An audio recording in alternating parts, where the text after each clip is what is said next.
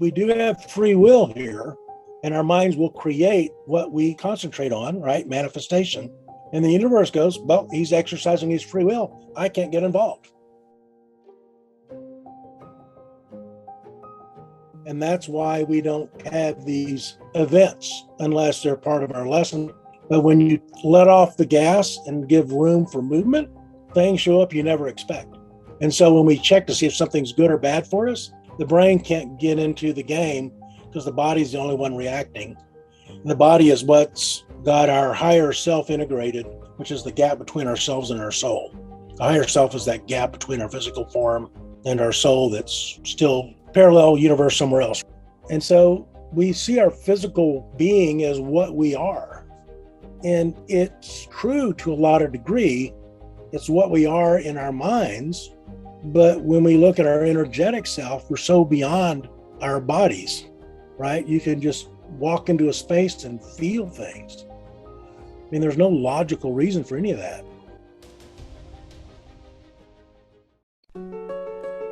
Welcome to the Awakening Entrepreneur Podcast.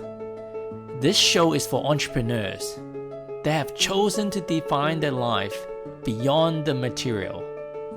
They have followed their soul on a hero's journey towards the mystery of the spiritual. I'm your host, Garrett Ng. Each episode will be learning from awakened entrepreneurs and spiritual thought leaders. They have broken through the mold of being ordinary to extraordinary, challenging our paradigm, shining light to the dark, giving hope when there is doubt. The moment of truth is upon us. It is time to transcend our world from fear to love. Are you ready? Let's go!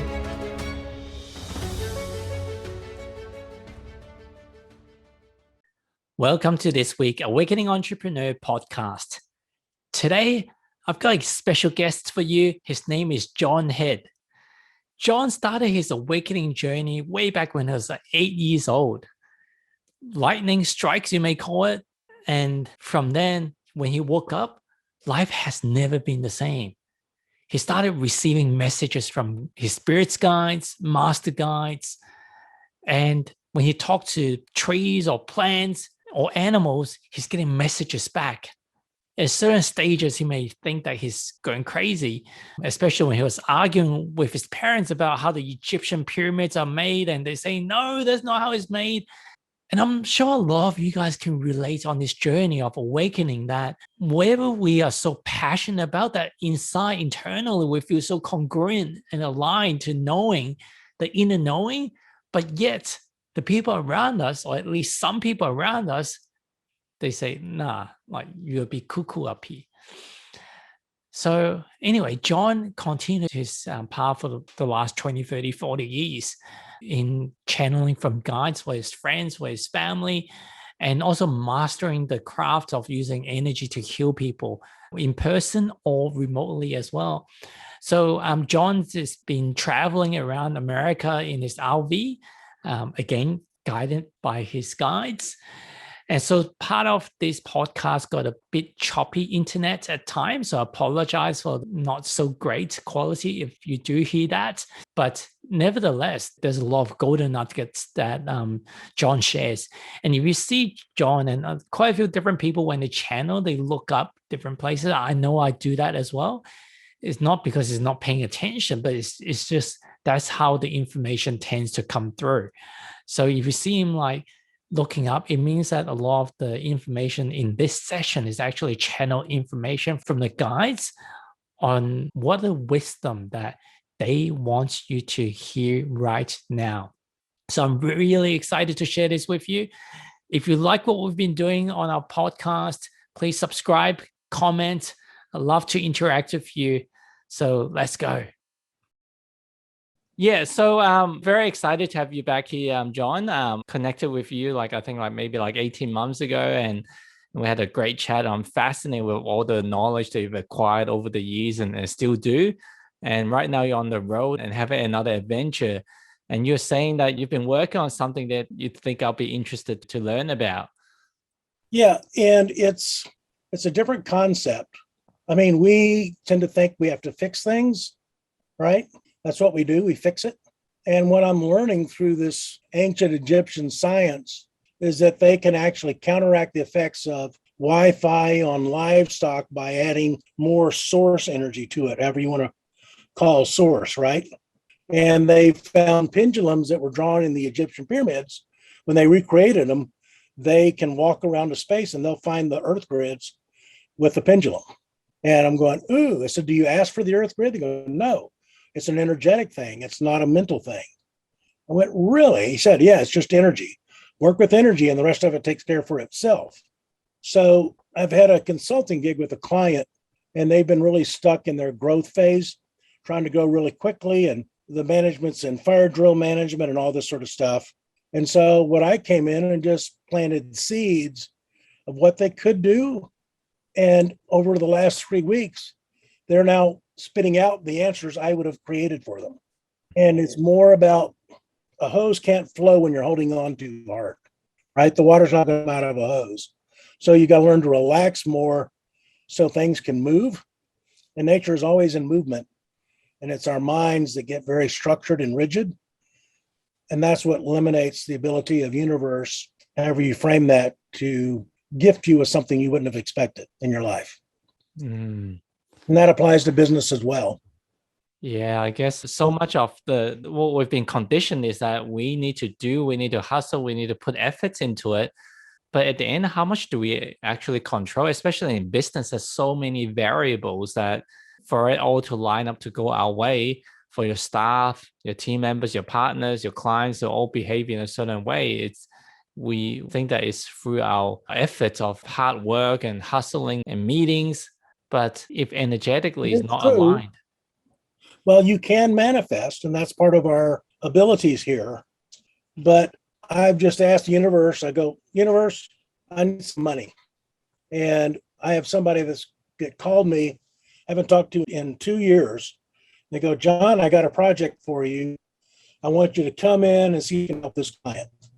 I said, how big a project? He says, a little bitty thing. I said, well, I'm semi-retired, but I'll be happy to help. Okay. The client was Merck Pharmaceutical. I told them, yes, I can write that for you, but it's not going to solve the problem you're asking this to fix. Well, what would? And I said, well, it takes some time. Well, we've got a budget we could put together for you to do a prototype. I went, yeah, great.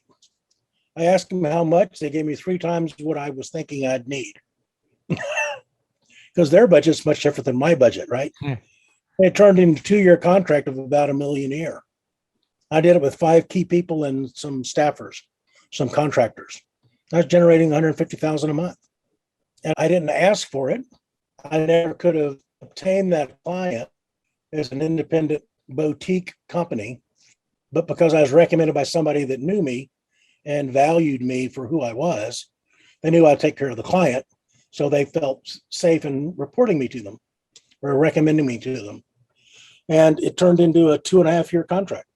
So it was pretty surprising and unexpected. And I didn't have to find it. It found me. Yeah.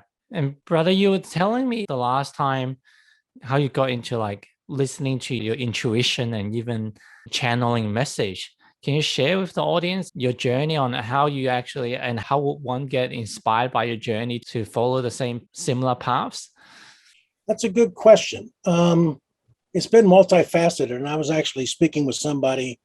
We're going to create a thing for empaths because we're finding a lot of people are waking up and can't handle what they're sensing or feeling. They're feeling really connected. And they go, I'm just getting tired of people who are stuck in their heads. I went, yep, you're becoming an empath because it's just chatter. It's not real. It's just in their head. And I think that's part of what allowed me to listen. Because if you're in your head, you can't observe. And there's no room for something to come in as an insight, as a piece of information from beyond your mind, Do you believe we are all empaths in some way, or some may not be awakened to it? Or do you think some people are specifically came to Earth life as an empath? Yes, all of the above. There are no rules. So I think we all have the capability to be an empath. I was working with somebody last night and I was teaching them hands-on energetic healing. And I've got one working lung. And I said, they didn't know which one. I said, well, just feel my body. And they have forgotten that I only have one lung. They go, wow, your left side feels nice and full, but the left side feels almost empty. I went, well, I've only got one working lung. This side is the one that doesn't have it. Wow, I can feel that. And they're not trained. They just got in a state where they could observe. And they're observing what they sensed, not what they thought. That makes sense? Yeah. Because the minute you go into judgment or analysis, you lost the thread, Yeah. right? You move to your head. Yep. And then you're dead for Yeah. observing. So yeah, you were saying, I guess when we all I guess some are empaths, and you've been teaching and training some of them. So how do people harness the untrained potential? Well, we're going to create a website called Empaths Are Us. And we're going to create a Facebook book that's free for people who are discovering that they might be empathic or trying to learn how to manage that. Because it's interesting, there are some empaths that call it a curse. When they sense someone's moods, they actually take it on. And that's very challenging until you learn that it's an observation, not a transference. You have the fear of taking things on, which somebody said, I need to learn how to protect myself. Well, great. And you'll have events where you've needed to protect yourself because you feel you need to protect yourself. You come from a place of it's all going to be good without any real fear, not a mask going, it's all going to be okay. Where you really get to that of knowing that no matter what comes in, it's all going to be good. You might learn from it, but that's part of your path. You can't see it as a negative experience. Because I've worked on people and I've thrown up when I've been done because I didn't protect myself. They said, no, they got your body so upset so we could clear some stuff on you. Oh, it wasn't about me picking up their energy. Their energy got me to the state I needed to be. That's why they were in front of me. But, okay, that changed the rule of the way I need to work on them where they actually were there to help me. Of course, they didn't know at a higher level that's true, right? Yeah, that's a great insight. As I see my kids like having like senseless arguments and like annoying each other, it's like, again, and there's a certain part of me have a tendency of wanting to fight or flight. And also like, especially when I see one person like feeling hurt, like I'm feeling that hurts as well. But what you say, it makes a lot of sense that the key is understand that they are putting on this act to teach me or to give me an experience to help me clear off certain trapped energy or unrealized experience. Yes. Well, I wrote something the other night and I said, we're in a school. Before we came here, we created our curriculum and we picked our lessons and we picked our teachers. We just forgot we did all of it, right? And so our lessons will show up in our life. And just like any teacher, did you get that? Yes, great. Let's move on to the next lesson. No, I didn't. Help me. And they'll help you and they'll be patient and they'll give you another experience to see if you've learned that lesson.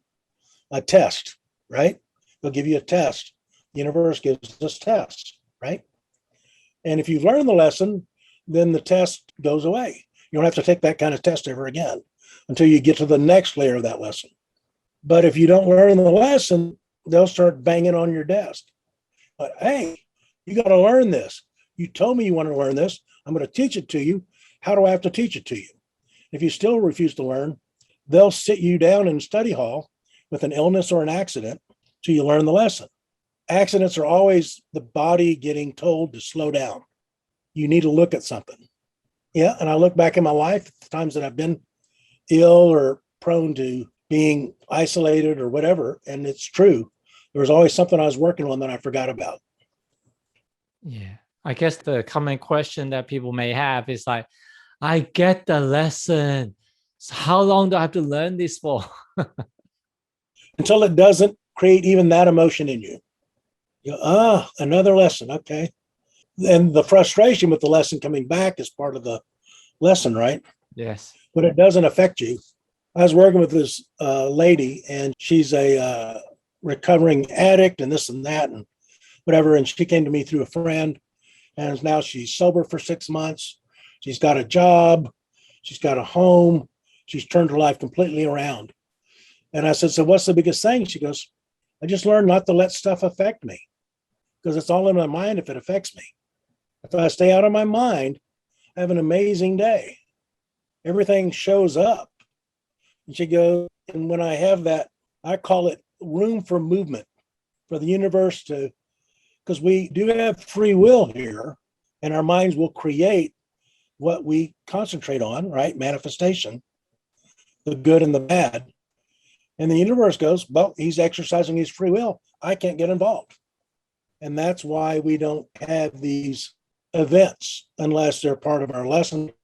But when you let off the gas and give room for movement, things show up you never expect. So back to, I guess, the question, how do one tap more into the beyond the five senses, tap more into the intuition and connect with the higher guidance? I think that gets into meditation so we can get our mind stopped. You can ask for questions, right? You can use cards, tarot cards, pendulums asking yes, no. I think muscle testing is a skill every businessman should know, muscle testing. Mm-hmm. So, there's a book by Dr. David Hawkins, yes, who Sam Walton, the founder of Walmart, said his most powerful business book he ever read. It's called Power versus Force. And he talks about muscle testing bypasses the brain. And so when we check to see if something's good or bad for us, the brain can't get into the game because the body's the only one reacting. And the body is what's got our higher self integrated, which is the gap between ourselves and our soul. The higher self is that gap between our physical form and our soul that's still parallel universe somewhere else, right? Yeah. So I guess the first steps is through meditation, you start to learn to quiet the mind, or at least put a gap between the thoughts that they are not yours. They're just thoughts that comes in and out. Like, so through meditations, stillness, mindfulness practices. And from there, like start exploring like tarot cards or using pendulums and different guidance systems and muscle testing that kinesiology and different things that you can learn. And I guess like from my personal experience, is it typically like when you haven't used a certain senses before, like almost like if I was to tell you to walk blindfolded, it just seems weird, or almost like you see from the Star Wars movie to have your blindfold and trying to use the lightsaber to block certain attack. It just seems like awkward and weird, and I can't really do it at first. Is that typically the feeling? That is it really me doing it? Is it a fluke, or is it like guessing games? Well, so the body does have an innate knowledge. So I trained 25 years in martial arts, and I had the benefit of studying with someone who was a true grandmaster and lived for 25 years in a temple in South Korea. He's Korean, obviously. And he went in there at the age 5 and left at 25 and then went back for 5 years after he came to America once. And he had a couple of things to say, and we did have to train blindfolded. And I think since you brought up the blindfold, I think it's actually a good exercise just to close your eyes and look around the room and do that for 5 minutes. And you'll start seeing things. And you can ask somebody to walk in the room quietly or put something on so you can hear the music, and you'll actually sense the movement. And so the lady that I talked to you about earlier that had the substance abuse issue, part of it was because of her situation with the abuse, both in her past and currently with her substances. And she goes, I feel totally disconnected with them. So I guided her into this space. I said, I want you to think about your child. I want you to bring him in front of you. I want you to really feel it with your heart. I want you to try to hug them and all this kind of stuff. And she did. And she just broke down in tears. I really feel them. They're really there. I went, exactly. And then she sends me the text the next day. She goes, Mom, I could really feel you yesterday. What were you doing? And she just went, poof. And what taught me that was actually my animal. It was actually a medical pet for me through his own training. Whenever my O2 goes too low, he licks my nose in case I'm not watching it. Bizarrest thing. But he would always get very upset when I travel for work. I come home, he wouldn't sleep with me in the same room for 2 days, 3 days sometimes, just totally pissed off. So I started connecting with him at night and saying, good night, I miss you. I really wish I could be there. And the first time I did that, he slept in the room the first night. And so I've been doing that ever since. We think connection is proximity. It's not. It's intent, right? And so if you really want to connect to someone, it doesn't matter where they are or who they are or whatever, and all of a sudden they call you. You ever had that happen? You think of somebody and then they call you? Yeah. Right? It's that connection. They feel you and they go, oh, I need to talk to Gary. Right? Yeah. And so we see our physical being as what we are. And it's true to a lot of degree. It's what we are in our minds. But when we look at our energetic self, we're so beyond our bodies, right?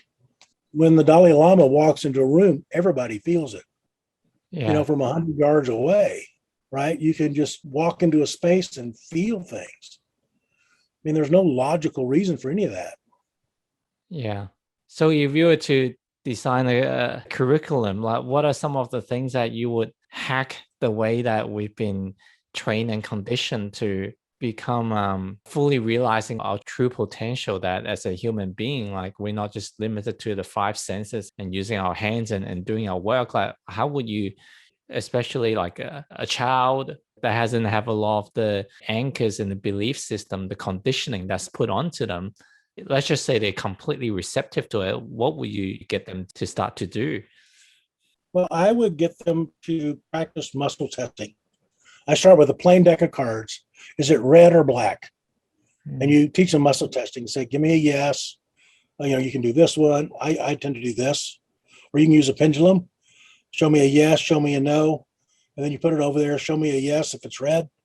Oh, it goes straight. Great. And you get them to where they can realize there's things outside of thought that bring truth. And you can get them to where they can actually tell you the card. If it's the ace of spades or the three of spades or the diamonds, when you get good enough, you can do that. And what's eventually happens is the brain starts getting the answer before the pendulum actually starts working. I think it's a 5. And the pendulum verifies it. And I still use pendulums to verify my intuition because I don't want to think it came out of my busy brain, right? I want to validate the information. So I'll muscle test. Is this true what I'm getting? Yep. Am I supposed to tell them? Nope. Okay. It was for me to know so I can love them more or whatever in a different way when I work on them. I love the example that you gave me before I guess that we started recording this session, on how you validated your intuition in going on the road on the RV. Do you want to share that? Yeah. So I was in a transition. I semi-retired and I decided, why stay anywhere? I could live wherever I want. I was based in Austin. Austin was getting too crowded. And I said, yeah, I like East Texas. I grew up in East Texas. I like Arkansas. I'm going to start trying to find land and property. And I tried to find stuff around Dallas, Fort Worth. I've looked at 9 different places.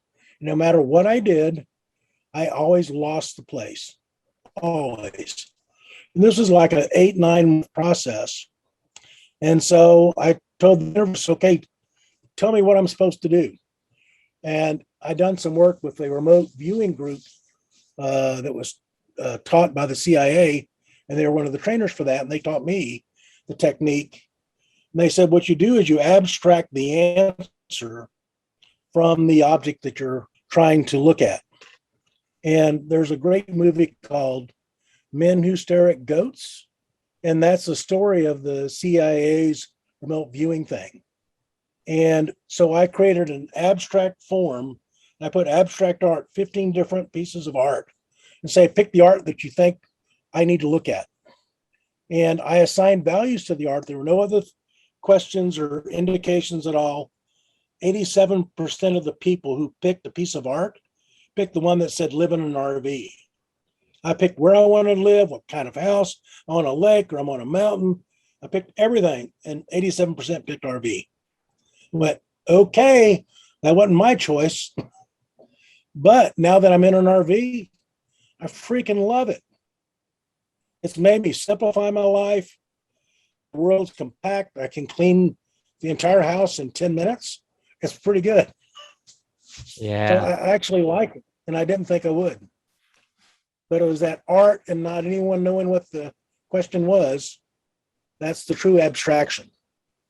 Yeah. There's so many times that I guess when we surrender, like David Hawkins also got this other book called Letting Go, is surrendering control of the illusionary control of the ego and wanting to take us to a certain direction. And very often the universe already got plans on where the divine path for us. And sometimes it may not be what the ego wants, and we resist it. We say, well, I don't want that. Like for me, I started gardening and trying to each day like spray the aphids, spraying the bugs off the kale is no fun. But somehow I was drawn to it. And in 40 years prior to that, I've never been drawn to like gardening stuff or spraying like bugs. But now I started to see the divine reason and the divine path on the benefits of why it's taking me on this journey. It just makes complete sense. That's kind of like Steve Jobs saying that you don't know how all the dots is going to connect until you look back and start to chart it, and it lead you to this path. Yeah, and we have a clue where the path's going. And that's the beautiful part of it. But somebody said, who do you trust? I put source, because I always have my highest good in mind. I might not see the reason, I might not understand the reason, but when I can accept it as fact and it's good for me, I start asking, well, how else can this benefit me? Instead of, oh, I got a freaking flat tire. I went, that's interesting. I just know that's interesting. I wonder why I had a flat now. And then somebody will pull up and say, hey, can I help you? Well, okay. And then I have this amazing conversation with them. I mean, so here's a story. So before I left on my RV, I got information that my tires were not good on the trailer, but it was too much work to get them changed because the only place I knew to take them didn't really have room to pull an RV in and turn it around to get them worked on. So I said, I'll worry about it later. Well, about 3 hours into Texas, which is like the Australian outback, there's an exit once every 30 miles. They had a tire blowout. It blew out completely, grabbed the propane line, locked the rim up, lit the propane line on fire. Oh, yeah. And the tires in freaking shreds. And people are pointing at my back tire, and I'm looking, I see flames out the side of my rearview mirror going, holy crap. And I went and I looked, and there's an exit like right there. I mean, the minute I looked up, I just turned. It was that close. I went down the exit. I went through a puddle that put out the fire. I turned the corner, and there was a tire shop. I went, okay, guys, thank you. But they went, well, you need to listen. We're very nice about this one.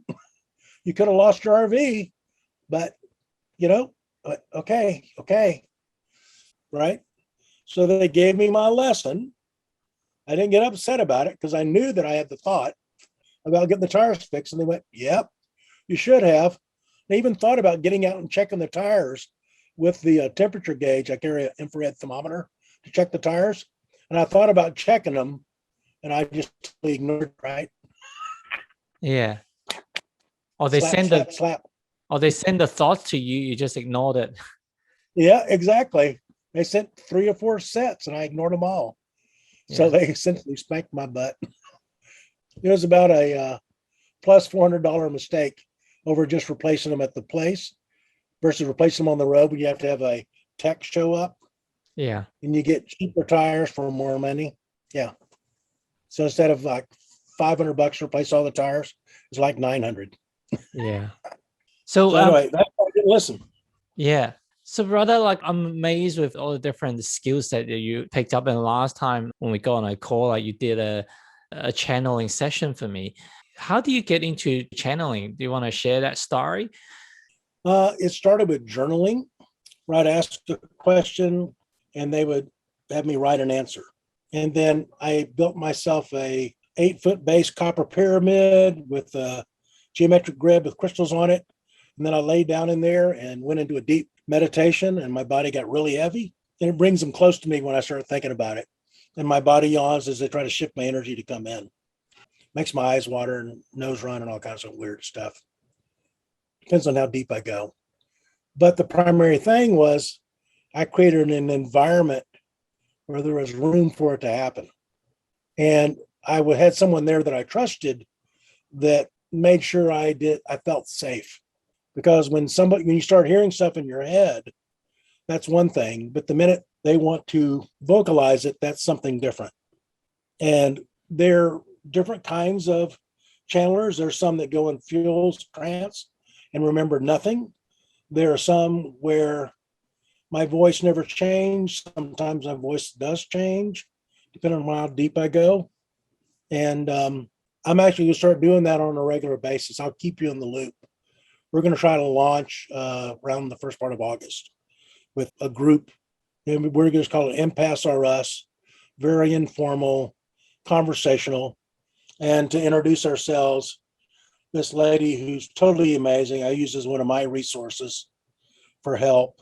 She's done a lot of readings for a lot of plats. And anyway, we're going to partner up. We thought we were supposed to do her thing and my thing. And then the other day, the guys go, when are y'all going to figure this out? You're supposed to work together because we're mirror souls. She's got her family and, I've got my world. And we're going, well, I got time to do this because I need a partner. And I went, well, so do I. Because I work well when there's somebody to hold me accountable and a totally independent.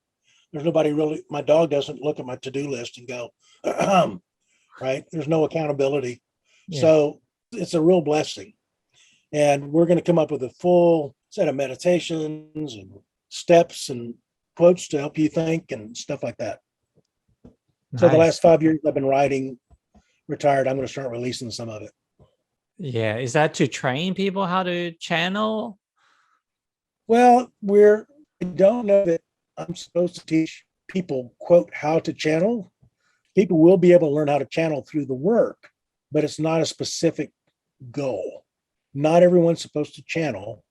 Everyone can get information, but being a broadcaster is different than getting information for family and friends. Right? Broadcaster. Okay. Not everyone's supposed to be a broadcaster. And some people will get that and go, I don't want to do this. And they'll go, this is what you asked to do. This is what you're going to do. A guy I study a lot is Paul Selig. Yeah. He's got 3 books called The Mastery. I love his work. And he goes, I didn't pick this. He just shakes his head. I didn't pick this. And so, that's what he does all the time. He reminds us that he says, but I know I'm supposed to do it. So that's what I'm going to do. And so I know I'm supposed to begin sharing what I've learned. And you're helping me remember that. And I appreciate it. So as a broadcaster that you're channeling, is it from the set of guides or is it from different entities each time? Like how exactly does it work? Like, because you talked about first there's people that can't remember when they channel and some people that remember, some people are channeling voices and different voices. From studying the law of one and talking to them in the podcast, they say that if you want to channel like 6th density or higher, you would need to have you have at least like 3 people to channel like as a battery to channel the higher being. Like, what's your take on, I guess, how the channeling works? Like, are you always channeling from the same group or is it different groups or is it spirits? Is it? Well, they tune me. I have a guide that comes in very rarely, and I've had other psychics tune into that entity to give me feedback that what I'm experiencing is not my spiritual ego getting a hold of it, right? Because we do have a spiritual ego as well, right? And I've got 5 entities that I started with one, then another one came in, then another one, then another one, then another one, and then this guy.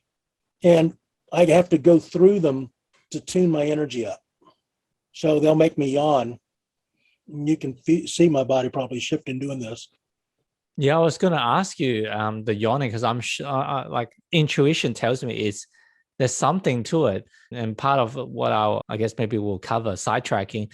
I know that if you go on a psilocybin, a magic mushroom like journey, quite a few people, you tend to yawn like as part of the journey before you take off. Like, so there's something about yawning.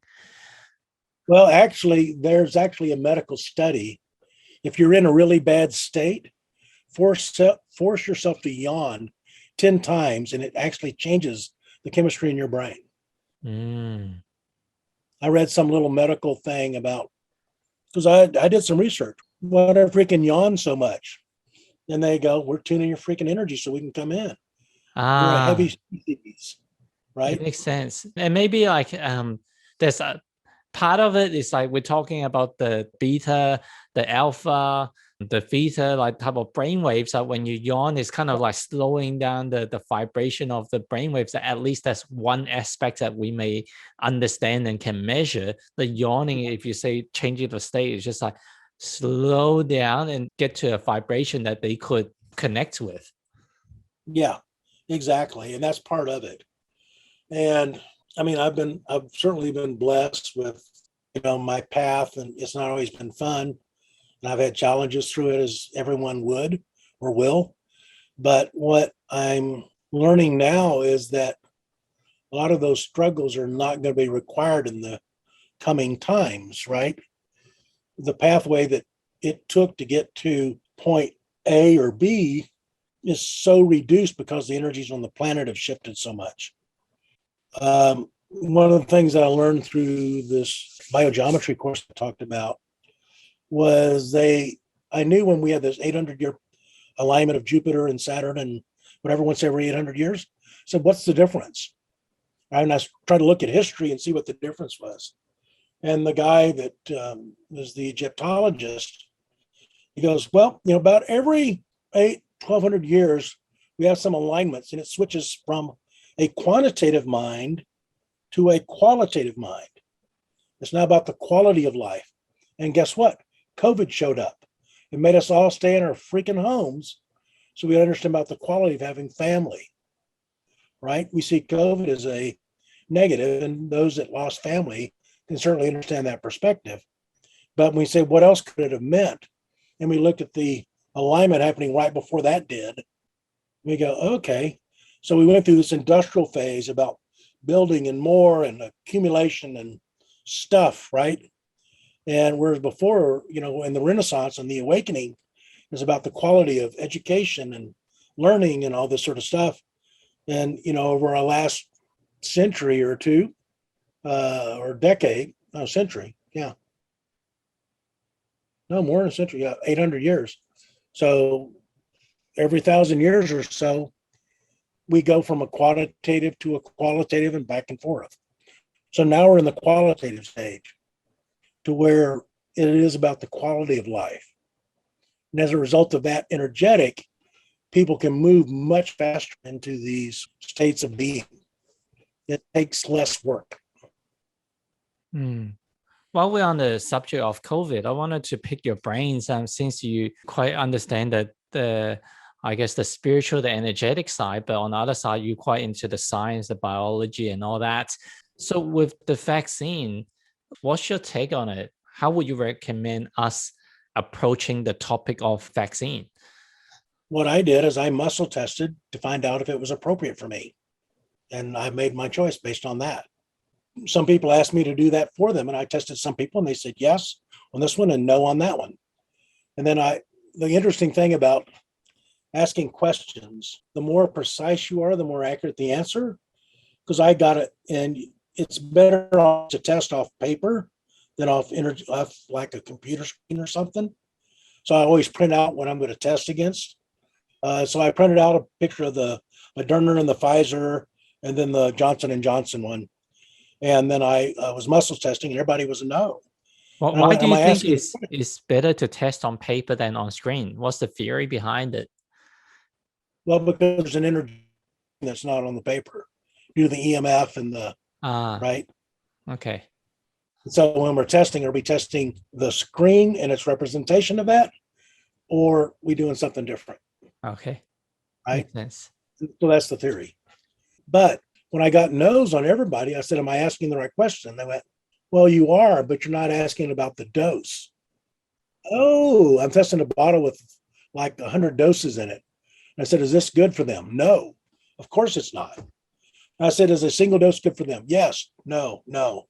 Okay, yeah, take that one. And they had no side effects whatsoever. Yeah. Right. And I've done this for a number of people. So we have to realize that our bodies are unique, 100% unique. And we can rely on other people's opinions and thoughts. But if we can get to a point where we can test for ourselves and go, does this work for me? Yes, no, right? On a scale of 1 to 10, is this good for me? 1, 2, 3, 7. It's a 7. Okay, good. Yeah. And in the biometry, they use energetic penduluming, where you actually get your personal field and then you touch something and you see if the field slows or it goes faster. And there's no questions or answers. And that's even more accurate. Yeah. And that's energetic penduluming versus mental penduluming. I guess you help me So with the understanding that with the vaccine and even with the COVID, whether you take it, you have it or not, there's another level beyond just healthy or unhealthy. Let's just say that if your path is for you to have more qualitative life, so rather than, hey, I want to travel around the world and have all these different experiences, for you to be with your family in a lockdown environment so that you just get to spend more qualitative time with your family. If that's the path, then you can't travel. Who say that that's not the best thing that happens to you? Or maybe it's, exactly. yeah, if your path is for you Are you to, thinking about what you have or what you're missing? yeah, Right? Are you thinking about yeah, what you're missing or what you have? And yeah, where's the blessing in what you have? When you find that, there's movement. yeah. And if your path is to, let's just say, get infected with COVID, but from that, you have a greater appreciation of life, who's to say that that is not the best path for you? Or maybe if you don't take the vaccine and you never get it, who's to say that it will have another wonderful reason that is another lesson is trying to show you. So what you, I guess I'm taking from you is not like a black and white yes or no for every single person. Every single person's path and their Unique. body is unique. Yeah. Yeah. And you can take the vaccine or you don't have to take the vaccine. It's really there are implications due to societal things, taking it or not taking it. But energetically, there's not any difference. If you're told no, you need to trust that, right? And you'll deal with the circumstances of societal pragmatisms or whatever. You can't go into this room if you don't have a vaccine, whatever, right? It's your body. You get to choose, I think. But when we look at this, how would I frame it? I was asked to work on somebody that had been in a hospital with COVID for 14 days who was not recovering. And I was able to work on them. And I asked their body, what am I supposed to do? And when I felt their right chest was real heavy, and then I felt their blood was like real messy. And I said, what am I supposed to do? He says, well, just breathe into their chest till you feel it lighten, and then stretch their blood. What? I said, just stretch it. Visualize you're stretching their blood. Well, the next day I get a message from the wife that goes, he's doing better. They're going to let him go home. They didn't say he'd go home for another week. Sweet. And then, I just went, wow. And that was all remote. Never talked to him, never touched him. And that was just remote energy work. I have somebody with Lyme's disease as well get out of a hospital. And it's not me. I'm not doing anything. I'm just listening to what I'm told to do. I'm not saying, oh, woo woo me. Their body says, this is what I feel. What do I need to do? Oh, you need to lift them up when they have Lyme's disease and pull them out of the darkness or whatever. And they could actually feel it because we're on the phone. He says, I feel like I'm being lifted. Cool. And so what's real, right? It's whatever you believe, because that's what's real for you. That doesn't mean what else is out there is not real. Do you ever get, when you've got someone unwell and you've been asked to help them, do you ever get the answer from, I guess, the other side saying that either, well, it's something that they've chosen and wanted to experience this particular pain, or maybe it is time for them to go? So that there's no, Yep. yeah. Yeah, my mom had throat cancer, and I went home to work on her, and they said, nope, she's ready to go. Oh, come on. It's my mom. Nope. She's ready to go. Mm. Gosh. And so that was a real hard one. But that's the first time I learned what you can do has no bearing on what you're supposed to do. Right. Yeah. Because if we think we're supposed to fix people, oh, we're a healer. Woo, right? You go, let me heal you. And it's just, that's not the role of a healer. The Yeah. healer is to heal someone that has to be healed. Yeah. Don't Yeah. tell people they need to be. I have Yeah. to actually get real permission from the person to do work on them. Mm. So what do you do? I guess like if we go by the theory that there's no mistakes and each person's disease or injuries that they have is by design, then why, I guess, in what situation are they meant to be meeting you, or is it they meant to experience it and they meant to for you to come in at that stage in their life to, okay, time for you to go to the next level now and shift the energy? Is that kind of your take on it? Yeah, I mean, people are brought to me. That somebody brought to me like a week ago, and their orthopedist says you're going to have surgery. You've been dealing with this for 2 years. You got to have surgery. I worked on them once, and she goes, I don't think I need surgery. This is the best it's felt in 3 years. And all I did was get the energy to start flowing again. I didn't do anything really.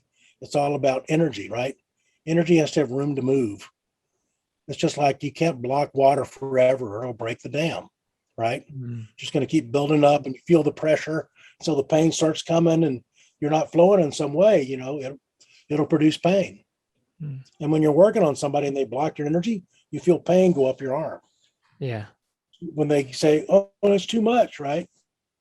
Before I was always trying to put all I could into the energy, when sometimes you got to be gentle like you're handling a baby. Other times you got to be a 600-pound Swedish masseuse, right? Yeah. So it's different. It's all different. Awesome. That's why it's a case by case. Yeah. So I guess if we to leave with our audience a message that they could take away in this turbulent, interesting age that we're going through, is it like, I don't even know what you would call it. Like, is it like we're going through the ascension, we're going through the awakening? I guess what parting or what wisdom can you share with them that will help them navigate this journey? Well, the first thing that came in is be patient with yourself, right?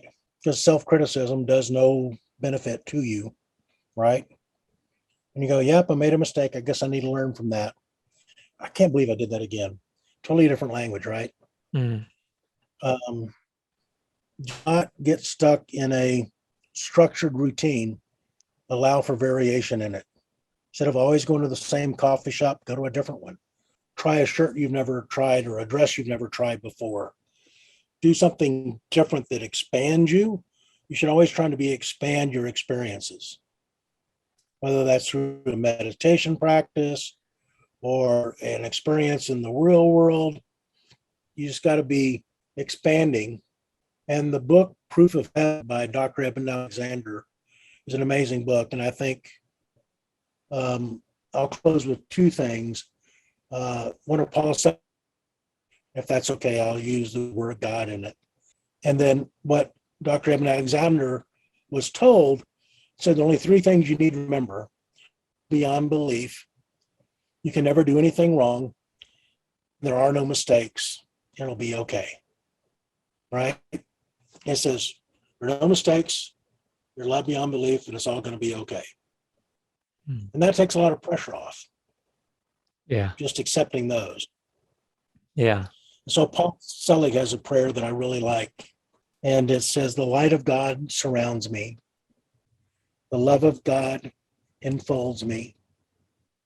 The power of God protects me. And the Spirit of God uplifts me. Wherever I am, God is.